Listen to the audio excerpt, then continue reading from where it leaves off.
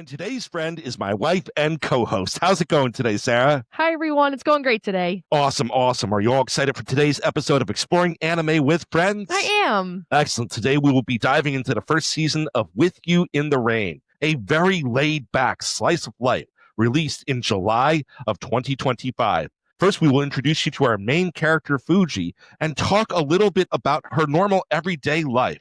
After that, we will talk about the fateful day she met her dog? No, but yes. And the many personalities of Floof. After that, we will introduce you to some of the important characters along the way that just interact with Fuji and Floof in their every single day life. And finally, we will go into the character development and the change that Floof brings about in Fuji as Fuji deals with her everyday life struggles. And if you like what you're hearing today, remember to check us out on social media. Like, subscribe, and follow that button right there. Yep, right there. All right, Fuji. Very complex character, right? Mm-hmm. We're just watching a human live their everyday life. This is definitely the most slice of life anime I've ever seen. Yeah, it's no romance. I find a lot of times with slice of life, it's normal people doing exceptional things. Yeah. Or normal people doing things exceptionally. Yes. Does that make sense? Absolutely, yeah. There's nothing exceptional about Fuji. Yep. I mean, she's cool. She's nice. She's a writer. Quiet. She's a writer. She's quiet. Go into a little bit about her personality and some of the things that really make you feel like you potentially know this person. Yeah, I mean, the big things are she's serious and quiet. Like, if I had to just use two words only, that's what that would be. But there's so much more to it than just that. It's almost unfair to pin her down on two words, to be completely honest, because we wouldn't do that to a normal anime character. And I'm going to go out on a limb and just flat out say this. She is far more complex than your normal anime protagonist, to the point where I don't even think it's close for the average action or comedy protagonist. I mean, that's very fair. So, but talk to us a little bit about her profession and a little bit of how that affects her overall everyday life. I mean, so she's a writer, which I don't know. Whenever I picture a writer, I kind of picture they weren't really her friends. They were friends from high school, I believe. They were like, oh, you're a writer. That must be so cool. So that's kind of how I picture it. And they're going on about what the average person who doesn't know what a writer really is doing. And they just kind of gush at her about it. Oh, it's so cool. You probably get to stay home all day and do all your writing, and it's probably great. And in the back of her mind, she's like, it's not like that at all. And she's doing all these things. She's trying to work with these people, different avenues of writing. And her friends that she used to be with in high school, they just don't get it. The misconception is if you can do this part of it, you can do all of it. And there's also the misconception that you don't have those moments of block. We've gone over that before in this sort of thing with Kiki's Delivery Service when we did that episode. And even going back a little further to look back, there are moments where what you're doing sometimes isn't as fulfilling and rewarding as other people might think. Oh, yeah, absolutely. As someone who's written a fair amount myself over the course of the years, I remember times where I was writing stuff because it was something that I was creating and truly passionate about. Yeah. And other times where I was just trying to break further into it. I took a gig writing NFL columns for a little bit, and that wasn't fun. And too often the payout isn't as spectacular as people think it is. You see the whole thing where someone starts as a writer to get their story out there. They get that novel out there. Yeah. And people suddenly think that it's something far more glamorous than it is. And she has convinced herself that I am a writer because I wrote a novel and I'm good at writing. Yeah.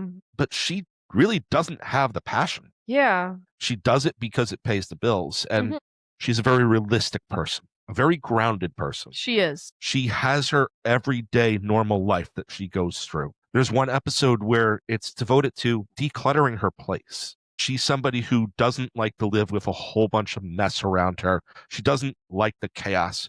She avoids people as much as possible. One time, her dad, who is a very bubbly, very fiery personality. Oh my gosh, I loved it. But not in an anime protagonist sort of way, but he's a dad who's telling dad jokes. Yeah. Who has a lot of energy, who's super proud of his children, and who she just tries to avoid because he brings too much energy. She does what she can to clear the chaos from her life. Avid walker, avid reader. Anything else you want to say about that the groundedness of her character. Grounded is a great word for it. That just really just is. No expansion on that. We got it. And it's not that she's lonely, she's more of a loner. Yes. You can see that She has friends, though. She does. she's not antisocial. Yes. She doesn't avoid people because of some sort of disorder. She just sees the value in doing things alone. Talk to us about her whole thing with the beach. The beach, yeah. I think that illustrates it really well. Her two friends, which make multiple appearances through the series, are constantly like, man, let's go to the beach. Come on, let's go to the beach. Let's go to the beach. Beach, beach, beach. And she's just like, no, not today. But eventually, she finally just goes and she's just like, I like just coming by myself. It's relaxing. It's, I can just relax in the shade and not have to worry about anything. And like mood when it comes to that. But that time she didn't actually go to the beach by herself. She went with someone. Fuji's our main character, and the catalyst for our character development all stems from our second lead. Yes. And it's a Tanuki. She is walking home in the rain one day. One of the things that I thought was absolutely brilliant, after the halfway through the final episode, they conclude the story and they give the issue 0 for the last 10 minutes. I really enjoyed that too, to be honest. That actually helped bring everything that much closer together. Let's just quickly go into that issue 0. And I get that we're giving an end of season spoiler, but at the same point in time, I feel it's important to the whole wrap together. Talk to us about that issue 0 leading into issue 1, where Fuji meets this Tanuki that is unnamed and gets called Floof more than anything else. It has a name? She calls it you most of the time. It's named you, apparently. Yeah.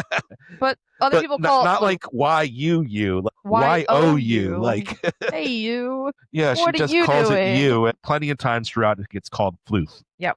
We're just going to call it Floof. Talk about the issue 0 and the lead into the meeting of Floof and their shared love for the rain. I mean, they have a shared love for the rain, which is fantastic. She goes and visits her family once in a while, her mom and dad. And honestly, I don't quite remember what the offset was, but something was going on. And her dad suddenly starts making her favorite meal, but she kind of ditches. It could be the energy level, because she's definitely a low battery kind of girl. She needed a break. So she went and visited mom and dad, and then she just leaves. Like, she didn't stay long, just sat and chatted for a minute or two, and just a quick recalibrate. Like, yeah, the whole thing where just going to sit in a dark room for a little bit on a day that's stressing you out, yeah, or to get that big hug from someone, like a simple recharge moment. She's someone who functions really well off of the recharge moment, right? Yeah. But she didn't stay long to take advantage of the food or anything like that. And as she's leaving, her mom's like, listen, it looks like it's going to rain. She's like, well, I don't have an umbrella. It's like, oh, take this old one. You used it in high school.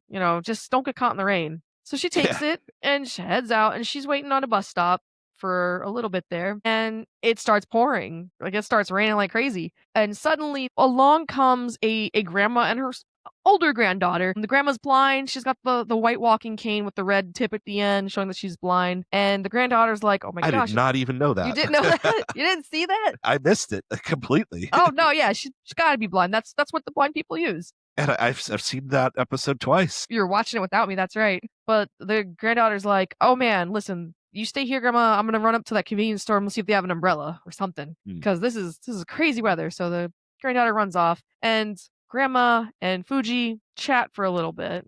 And it's a nice little chat. Definitely it's a good watch. Oh my gosh, this show is such a good watch. And eventually the granddaughter comes back and she's like, well, guess we're gonna get wet. They're sold out of umbrellas. And Fuji's like, take mine. You can have this one. I like the rain. I'm going to take the moment here to jump back to talking about Fuji, because this is another thing that really sticks out to me. She's not kind. She's selfless.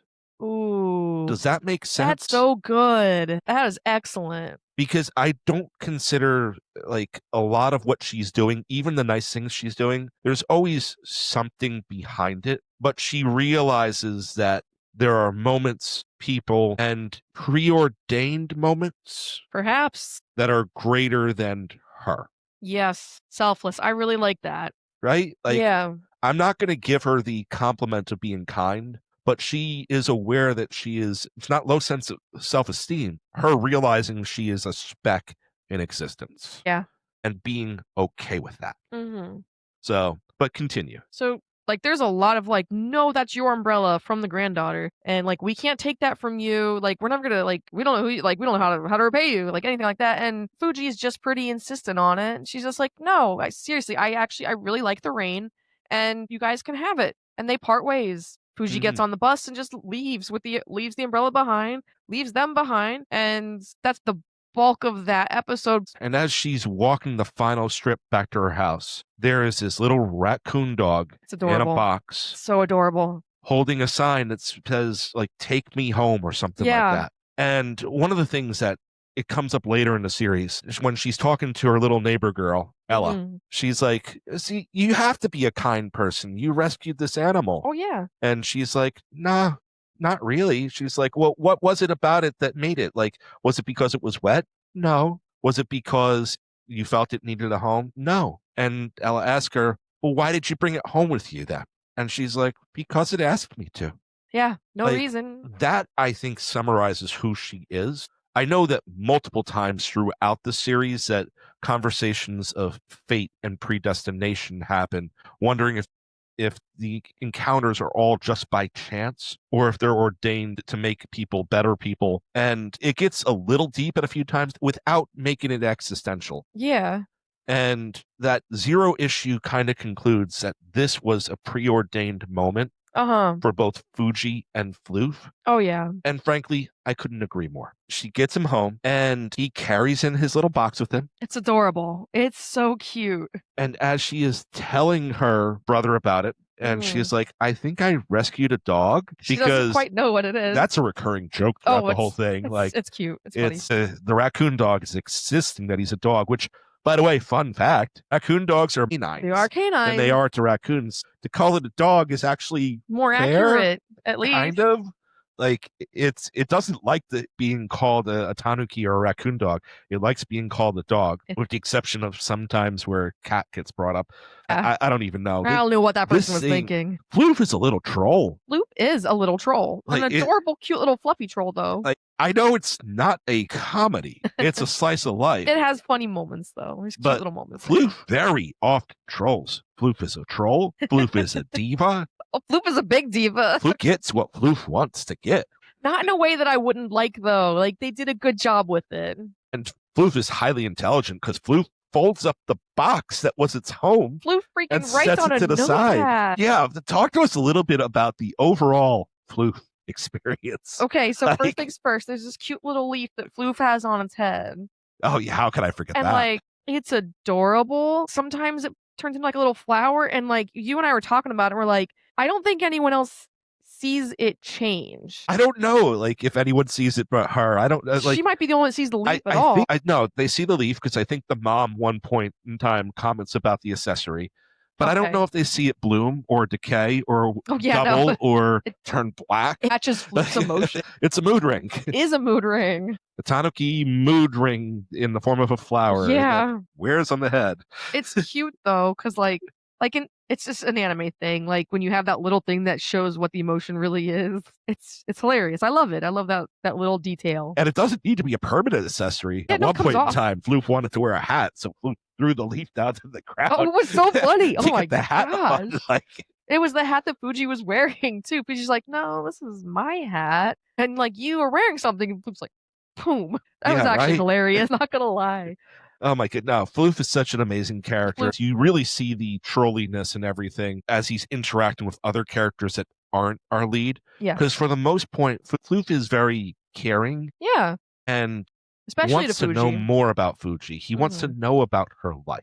He asks her questions by writing them on the notepad, Yeah. and she tells him, I'm a writer. And she asks him what he does, and he's like, I make masks out of paper. And he starts tearing up paper and It put was little cute. mask on his face. And I was like, Yeah. oh my goodness, this is such a wholesome relationship. It's really cute. And you can tell that Floof is trying to empower Fuji the Mm. whole time. Yet at the same time, just be that friend. That bath scene with the rain going on the outside, Mhm. where they're just both soaking in different tubs at the same time, showing that it's not necessarily about doing something together. It's just about sharing a proximity with someone that Yeah. you care about as you're both enjoying the rain beating down on the outside and the Hmm. soak on the inside. Like, I don't know. There's just a I lot mean, of heartwarming moments like that. that's honestly something that we do.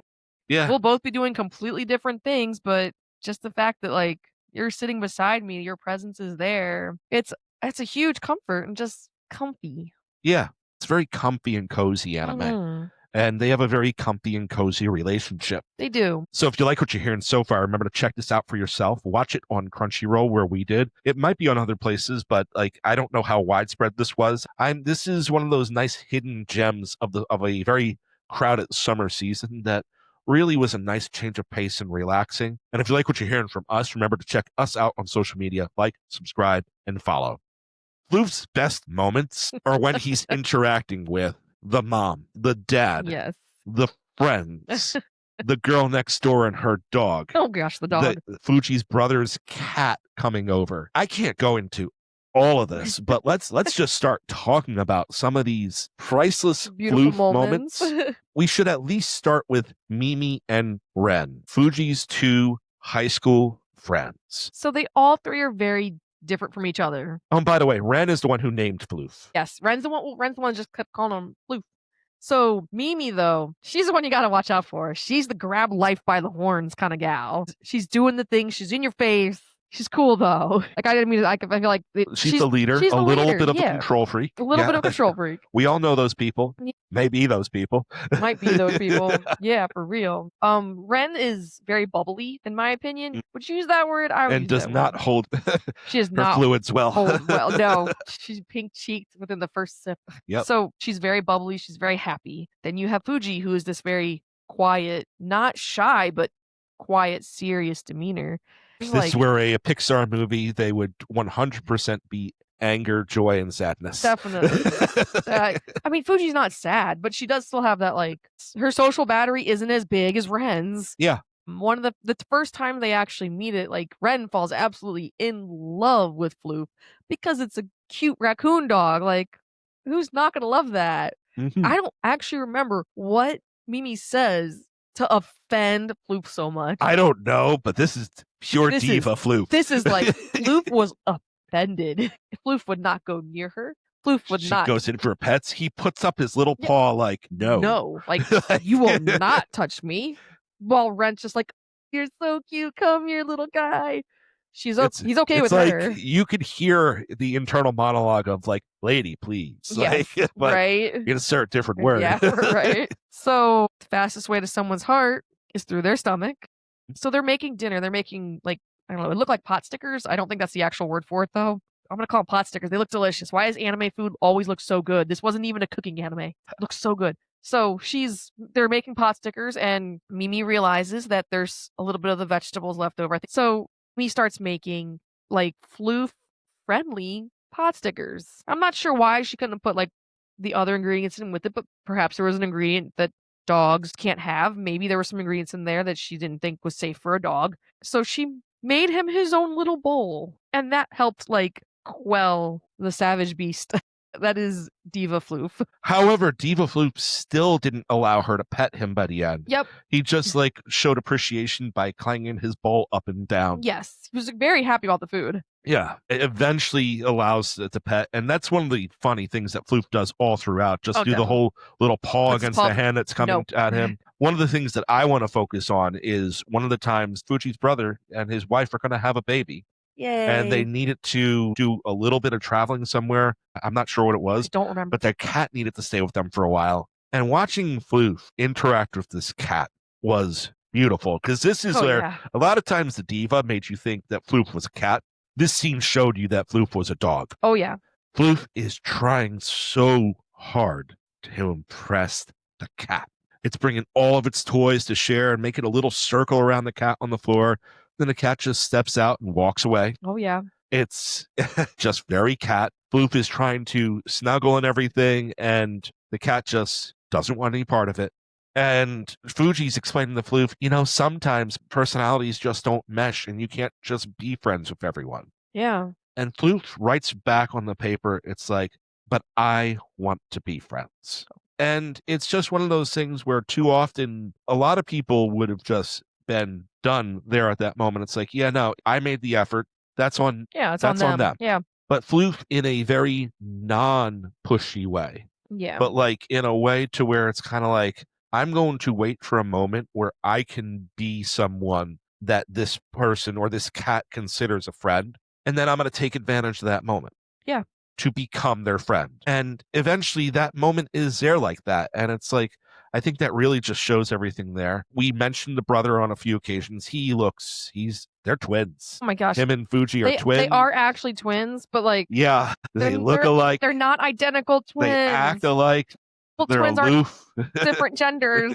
Yeah. Kills me whenever things do this. They're fraternal twins. They can look alike. Yeah, but they are just two peas in a pod. they look exactly alike. And he married the bubbly woman for his wife. So their dynamic in watching everything is very interesting. There's conversations about if Fuji wants to get married, and she's like, I really haven't thought about it. You want to talk to us a little bit about the mom and dad? They're kind of an odd couple. Like he's dad joke dad. Yeah. And I love that about him. Over the top. I didn't know what to expect because it was clear in the episode that you meet the dad that Fuji was avoiding him. And I was like, oh, this is going to get dramatic. This is like not a good relationship at all. And no, it's just, she can't handle his social life. Really not the greatest relationships. But it's not what I thought it was. It's the quiet one that is the toxic, quote unquote, one. Neither of them are it's not toxic. It's neither just of them are toxic. They're oil and water. That's what it is. Well, I thought like the worst for a minute there. And then the mom is much more serious, but she's not quiet serious. Stern disciplinarian. Stern. There we go. That's a good word. Stern is the right word for her. I definitely like that. She's not shy or quiet. Yep. She speaks her mind, but with authority. The mom carries an air of authority with her. So how that relationship went, I don't know. But apparently it worked. Yeah. I love the dad. The dad tried to, I'm sorry, unrelated, slight tangent. The dad tried to get matching shirts for him and for Floof. And for her, it was so cute. And Floof was like, no, I'm not gonna wear this. Put up a sign saying it's tacky. I was like, team dad, man. Sorry, what were we talking about? And the dad interacts really well with the neighbor next door. Oh yeah, the neighbor's daughter who repeats multiple times, who has a dog that Floof is absolutely terrified of. Oh yeah, this dog is scary. But the neighbors, Emma, the mom, and Ellie, the daughter. The daughter has moments where she's almost like adopted Fuji's parents as her grandparents. Oh, it's so cute. Like, well, we're not getting a grandchild from Fuji, so Ella counts, right? Yep, pretty much. So it's really fun watching Fuji's support team around her. Yeah. And the biggest support of them all is Floof, because Floof isn't afraid to go deeper into the questions. He doesn't allow Fuji to give the one-word answers to him that she gives to everyone else. And he asks her, why is she writing if she doesn't love it? Yeah. It's one of those things where it pays the bills and so on and so forth. And I don't know if we're getting the second season of this. It wrapped up very well. It did. It really did. But it didn't show her switching careers or anything. Mm. It showed her accepting that she is who she is and being more content with who she is. Yeah. Like, he brought about some social aspects in her. Oh, yeah. He got her to expand her horizons. She was originally going to say no to writing a manga because she's a novelist. She's a romance novelist. She's never written a manga before. And Floof is the one who inspired her to take on writing the manga. Yeah. And then Floof is the one who inspired her to take on the writing for a kid's animated series. Talk to us a little bit about how Floof brought about positive change in Fuji. I mean, it's a lot of little things. Because with Fuji, you can't just jump in her face and be like, you have to do this. You have to point out maybe why you should do this by exactly what Floof was doing. Floof was asking questions, trying to dig deeper, just being someone to listen. And really, that's what the quiet people need sometimes. They just need someone to listen and to help, maybe in Fuji's case, to help dig out the reasons why this should be something we do. Yeah, it's beautiful because it happens so organically. Oh, yeah. There isn't that big shonen moment, that changing, that turning point. It's something that as you're watching it, it's subtly. It's very. Episode 3 to episode 5, episode 5 to episode 8. And before you know it, she's talking with two old high school friends that she hasn't kept in touch with who Mhm. hire her to be the writer for the children's TV series. And they're talking about how people never really change. And it's so funny, almost ironic, because you see the change in her over the course of the You episodes. do. So by hinting that things don't often change, that's when we as the watcher become Yeah. aware of, wow, she is a very different person without some life-changing event Oh, yeah. from the beginning to the end. And it's all because of Floof. Yep. We all need a Floof. We all need a floof. Yeah, that's really what it comes down to. Mhm. So it's these characters, the story is simple, the characters are real, and real people are complicated. Oh, yeah. Real relationships are complicated. Mhm. Anything you want to say as we're wrapping this up? I mean, it was nice. It was calming. It was almost like a balm compared to some anime where you're constantly, like, gripped and wanna know what the heck is going on, and you get angsty. This was, like, the opposite of that. This was soothing. This was relaxing. This was just chill, and the music was very pleasant, and you never felt Supported the scene really well too. supported the scene very well. You never felt like that moment like some of, like, the heavier animes have, and I really honestly appreciated that. I appreciated the calm and the smooth and the relaxing vibe that it gave off. Yeah, I need to find more like it, Yeah. to be completely honest. It's so hard comparing it to anything else Oh, yeah. No, I agree with you other there. than life. Yeah. And I get it that we don't miraculously meet raccoon dogs that can write and communicate to us. But I feel that the raccoon dog Floof is symbolic of that person that came into our lives that helped make us the better person that we are. So, and from that perspective, this was an excellent anime, It was. a fresh breath of air in a summer that was incredibly crowded with some Incredibly. great anime Oh, yeah. action titles. I really appreciated it and it resonated with me. So once again, explored Fuji, a regular everyday person who's going through her regular day life and how she met Floof on that fateful day and this wonderful raccoon dog, the trolley diva. Then we saw how her and Floof interacted with her friends and her family, and ultimately the impact that Floof had on the life of Fuji. We hope you had as much fun exploring the first season of With You in the Rain as we have, and consider watching this anime. So if you like what you heard today, make sure you listen to us on YouTube, Spotify, Apple, or wherever you stream your podcast. Listen to all of our JMill for Real podcasts, and hit us up on social media, like, subscribe, and follow. Once again, this was Exploring Anime with Friends. Let's explore together. And now for a word from our sponsors. Bin Buster. Live from YouTube, it's Tuesday night, the call sign of the Bin Buster YouTube channel. Once you hear this, you know you're about to embark on a journey through pop culture, movies, comics, and more. Buckle up and enjoy the ride every Tuesday night at 9 p.m. EST. Poppin' Cinema with Joe Mama and friends. Showcasing the power of cinema, join Joe Mama as he introduces different friends each week to a movie they have not seen before, popping their cinematic cherry as they talk about the movie they just watched every Tuesday at midnight.